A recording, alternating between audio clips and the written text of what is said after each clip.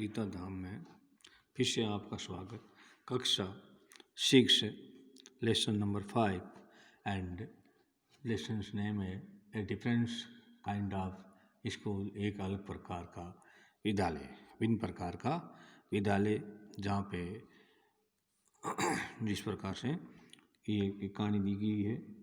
ठीक है, मैं आपको एक विद्यालय के बारे में किस प्रकार वो एक दूसरे की मदद करते हैं। देखिए, Miss Beam was all that. Miss Beam, कुम्हारी भीम, क्या नाम उसको कहते हैं, कुमारी भीम वैसी ही थी। ऑल डेट वैसी थी। आई हैड एक्सपेक्टेड, जैसा कि हमने सुना या स्वीकार किया। जैसा कि हमें एक्सपेक्टेड का मतलब होता है, क्या होता है, उम्मीद थी। उम्मीद थी, जैसा कि हमने उम्मीद की थी। एक्सपेक्ट का मतलब उम्मीद होता है, उम्मीद थी। मिडल यानी अधेड़, आधी। मीडियम, एज्ड यानी आयु। फुल ऑफ अथॉरिटी, अथॉरिटी का मतलब होता है अन्य व्यक्तियों पर प्रभाव डालने वाला गुण, यानी प्रभावशाली। क्या होता है, प्रभावशाली। वो प्रभावशाली थी।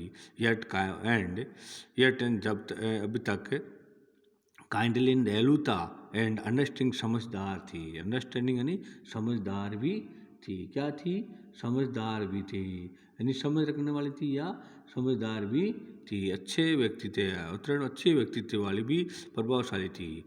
Her hair was beginning to turn grey, उसके बाल वाज बेगिनिंग शुरू हो गए थे, टर्न टू ग्रे यानी भूरे। कैसे हो गए थे, टर्न टू ग्रे। ग्रे का मतलब काले से सफ़ेद के बीच वाला, स्लेटरिंग यानी भूरे होने शुरू हो गए थे। कैसे हो गए थे, भूरे होने शुरू हो गए थे, यानी उसके बाल सफ़ेद होने लगे थे, यानी एक समझने वाले में सफ़ेद होने। एंड और she had the kind of plum finger that is likely to be comforting to the homesick child. homesick child, homesick का मतलब होता है घर पे रह के आराम करना। क्या होता है, सिक का मतलब होता है बीमार होता है, होम मतलब घर होता है, और तो होम सिक।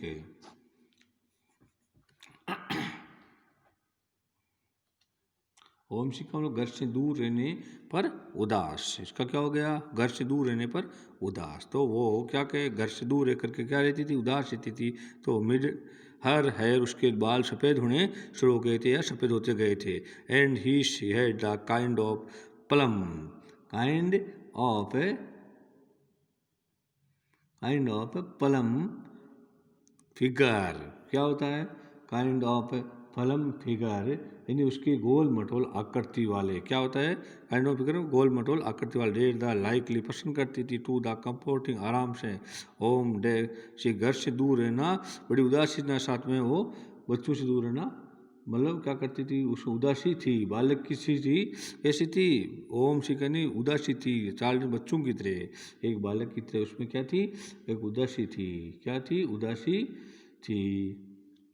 आई यानी मैंने, आस्क्ड ने पूछा, हर सब उसको, कि क्वेश्चंस पसंद, अबाउट देयर उनके बारे में, टीचिंग मेथड, क्या, टीचिंग मेथड शिक्षण पद्धति, टीचिंग मेथड और शिक्षण पद्धति। With I had the hair, मैंने सुना, आई हैड द हेयर मैंने सुना कि वेर ये सिंपल, एक बिल्कुल साधारण से थे, वे बहुत ही साधारण थे। जिसके बारे में मैंने सुना वे साधारण थे बिल्कुल ही। नेक्स्ट में मोर, नो मोर, और अधिक नहीं। क्या होता है, नो मोर का मतलब क्या, और अधिक नहीं। इनको no more than his needed to help them to learn how to think, यानी उनको वो नहीं था कि देम हेल्प में उनको मदद को सिखाने वाले उनको और अधिक आवश्यकता नहीं थी। क्या थी, उनके बारे में सिखाने की और अधिक आवश्यकता नहीं, यानी इनको ये सिखाने के लिए और अधिक वस्तुओं की सहायता की जरूरत नहीं होती थी, आवश्यकता नहीं थी। नीडेड जरूरत या आवश्यकता नहीं होती थी। सिंपल, साधारण सी, spelling, adding, subscription, multiplying and writing. क्या होता है, अलग अलग है ये। स्पेलिंग जो आपको बताइए, स्पेलिंग जो अपन लिखते हैं इंग्लिश में वो होता है स्पेलिंग, ठीक है। और मल्टीप्लाई होता है गुणा भाग, जैसे उसे मतलब है। और सबट्रैक्टिंग सबट्रैक्टिंग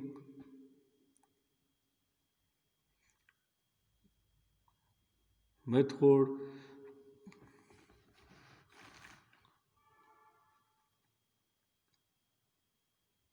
सबट्रैक्टिंग मतलब एक संख्या को में से दूसरी संख्या को मात्रा में घटाना, माइनस करना। और मल्टीप्लाई का मतलब होता है गुणा करना, और क्या होता है गुणा करना होता है। और स्पेलिंग का मतलब वर्तनी या शब्द होते ही है, पता ही है आपको, वो शब्द या वर्तनी होता है। तो इनको ये क्या करना था कि वे किसी प्रकार का साधारण वर्तनी जोड़ना, घटाना, गुणा करना, लिखना आदि सीखें। ऐसा वो नहीं करना चाहती थी, बाकी वह कार्य उनके लिए पढ़कर किया जाता था। तो the rest is done by reading to them and by interesting the talk. वो इंटरेस्टेड थी यानी बातें करने में रुचिकर थी, और रीडिंग रेस्ट पढ़ने के बाद में रेस्ट करने की यानी आराम करने के लिए क्या करना था वो, बाकी उसके आराम शांति से बैठना उसको पसंद था। क्या था, शांति से बैठना पसंद था।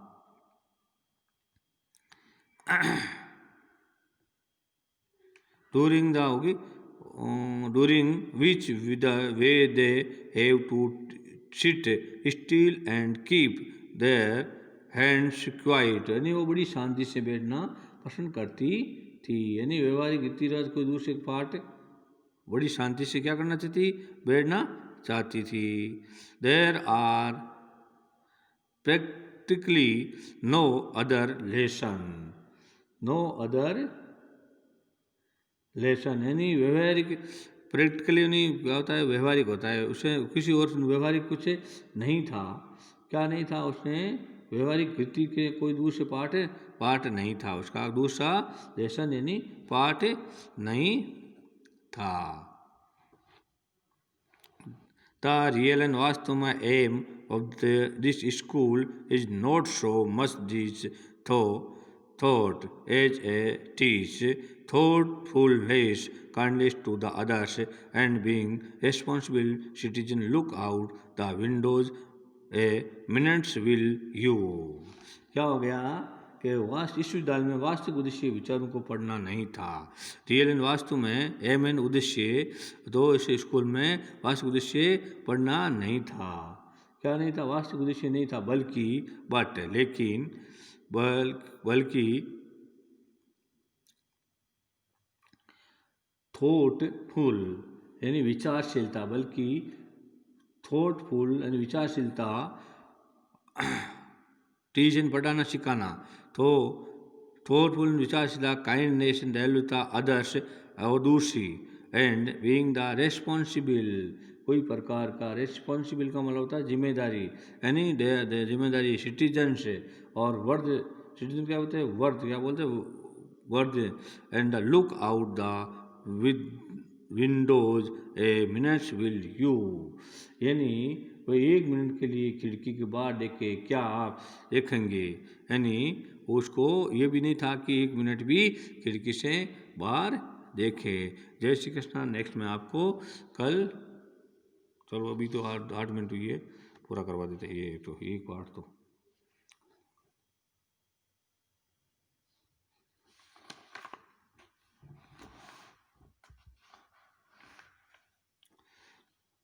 आई वेंट मैं गया, टू विंडो खिड़की के पास, विच जब तक, which overlooked at a large garden, मैंने एक बहुत बड़ा क्या है बगीचे दिख रहे थे, जहाँ मैं गया था जिसमें मैंने बाहर से दिख रहे बड़े बगीचे। And a play ground at the back, पीछे में क्या था, खेल का मैदान था। व्हाट डू यू, तुम क्या कर रही हो, सी तुम क्या देख रही हो, मिस भीम आश्रय, किसने पूछा, मिस बाबू पूछा कि तुम क्या कर रही हो, क्या देखती हो या क्या कर रही हो। ठीक है, जस्ट मैं कल पढ़ाऊँगा, नेक्स्ट में। जय श्री कृष्ण।